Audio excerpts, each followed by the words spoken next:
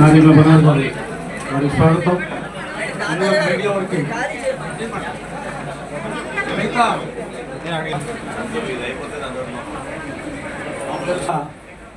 మా party political ఆవిర్భావ సభ ఒక అద్భుతమైన స్పందన.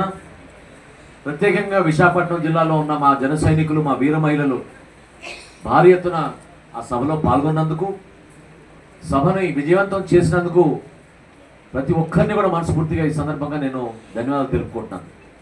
ఈరోజు మేము నిర్వహించుకోబోయే కార్యకర్తల సమావేశం కూడా ప్రత్యేకంగా దానిపైనే ఏ విధంగా ఒక డిసిప్లిన్ విధానంలో దూర ప్రాంతాల నుంచి కూడా అందరూ తరలి వచ్చి మా గౌరవ శాసనసభ్యులు, మా జిల్లా అధ్యక్షులు, మా సీనియర్ నాయకులు అందరూ కూడా కలిసికట్టుగా సమిష్టి నాయకత్వంలో పవన్ కళ్యాణ్ గారు ఆశించిన విధంగా ఒక అద్భుతమైన సభ మార్చి 14వ తారీఖున మా ఆవిర్భావ సభని పిఠాపురంలో విజయవంతం చేసినందుకు మా నాయకులందరికీ కూడా మనస్ఫూర్తిగా పవన్ కళ్యాణ్ గారి తరఫున, జనసేన పార్టీ తరఫున ధన్యవాదాలు తెలుపుకుంటున్నాం.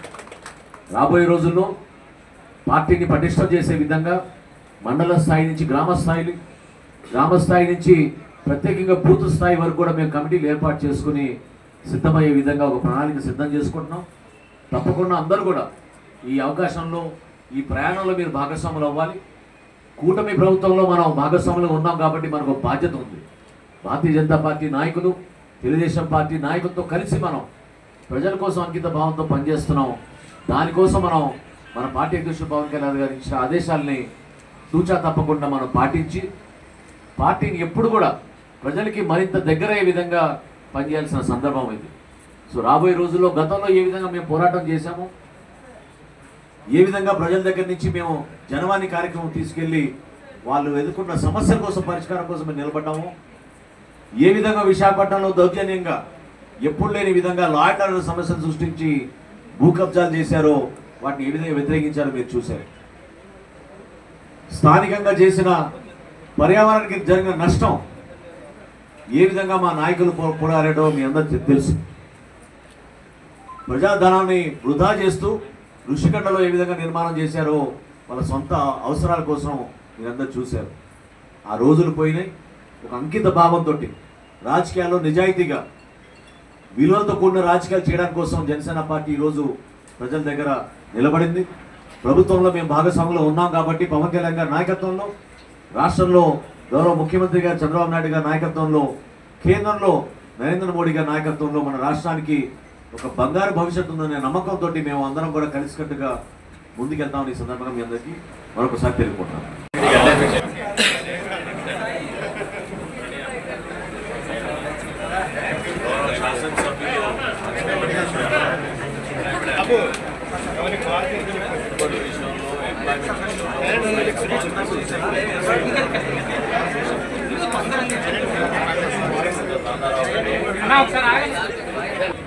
మీ అందరితో కూడా విశాఖపట్నం పర్యటనలో జనసేన పార్టీ చేస్తున్న అనేక కార్యక్రమాలు, భవిష్యత్తులో గ్రేటర్ విశాఖపట్నం మున్సిపల్ కార్పొరేషన్లో చేపట్టబోయే అభివృద్ధి కార్యక్రమాలు, మా పార్టీ అధ్యక్షుడు పవన్ కళ్యాణ్ గారు ఎప్పుడు కూడా ఉత్తరాంధ్ర పైన, ఇక్కడ ఉన్న వలసల పైన, ఇక్కడ మనం ప్రత్యేకంగా దృష్టి సారించి యువతకు ఉపాధి కల్పించాలనే తపన మా అందరిలో కూడా ఆయన ఇన్ఫ్యూజ్ చేసే విధంగా ప్రతి కార్యక్రమంలో కూడా చెప్తా వచ్చారు. దానికి అనుగుణంగా ఎంఎస్ఎంఈ ఇండస్ట్రీస్లో కానివ్వండి, రాష్ట్రంలో మేము ప్రభుత్వం నుంచి చేపట్టే ప్రతి కార్యక్రమం కానివ్వండి, ఈ ప్రాంతంలో ఖచ్చితంగా భవిష్యత్తులో భారీ స్థాయిలో వస్తున్న పెట్టుబడులు, ఇక్కడికి వస్తున్న పరిశ్రమలతో పాటు స్కిల్ డెవలప్మెంట్ మరింత పెంచే విధంగా ఒక కార్యక్రమం చేయాలని రాష్ట్ర ప్రభుత్వం ప్రతి నియోజకవర్గంలో కూడా అభివృద్ధి వెనకడుగు వేయకుండా ముందుకు తీసుకొస్తాం. జీవీఎంసీలో ఉన్న ప్రతి కార్పొరేటర్కి జనసేన పార్టీ నుంచి మా పార్టీ అధ్యక్షుడు పవన్ కళ్యాణ్ గారు ఇచ్చిన సమాచారం, ఆదేశాలు ఈ ప్రాంత అభివృద్ధి కోసం ఇక్కడ ఒక మంచి వాతావరణం తీసుకొచ్చి ఎవరు కూడా అభివృద్ధిలో మేము పాలు పంచుకోలేకపోతున్నామనే భావన కలగకుండా తీసుకెళ్లాల్సిన బాధ్యత మా అందరిపైన ఉంది.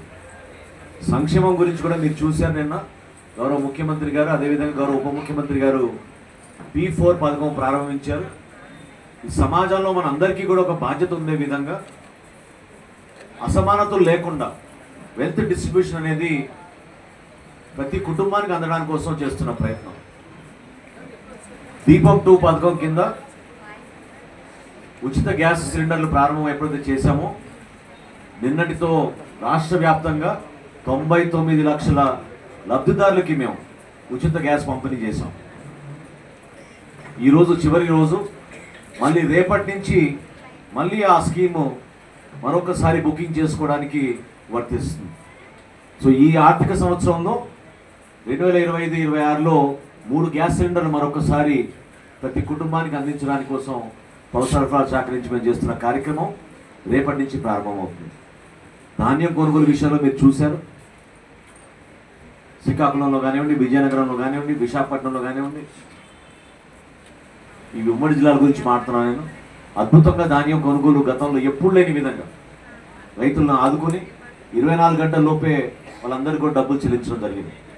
రాష్ట్ర వ్యాప్తంగా 34,52,000 మెట్రిక్ టన్నులు ధాన్యం కొనుగోలు చేసి 8,200 కోట్ల రూపాయలు రైతుల ఖాతాల్లోకి నగదు జమ చేయడం 24 గంటల నుంచి చేశాం. పవన్ కళ్యాణ్ గారు చేస్తున్న పంచాయతీరాజ్ శాఖలో అనేక అభివృద్ధి కార్యక్రమాలు ప్రతి గ్రామంలో కూడా, ప్రత్యేకంగా మన గిరిజన ప్రాంతాల్లో ఎప్పటి నుంచో అభివృద్ధి కాని ప్రాంతాలు, రోడ్ల విషయంలో వివక్ష చూపించారు. అటువంటి ప్రాంతాల్లో కూడా ఆయన స్వయంగా పర్యటించి ఏ విధంగా ఒక మార్పు తీసుకొచ్చారో ప్రజల జీవితాల్లో మనం చూస్తూ వచ్చాం. మా శాసనసభ్యులు మేమందరం కూడా పవన్ కళ్యాణ్ గారి నాయకత్వంలో మనం జరిగిన శాసనసభ సమావేశాల్లో ఖచ్చితంగా జనసేన పార్టీ 21 నియోజకవర్గాల్లో కూడా ఒక అంకిత భావంతో అభివృద్ధి, సంక్షేమం రెండు కూడా సమానంగా ముందుకు తీసుకెళ్లి ప్రజల్ని ఆదుకోవడానికి కోసం ఒక చక్కటి ప్రణాళిక మేము సిద్ధం చేసుకుంటున్నాం.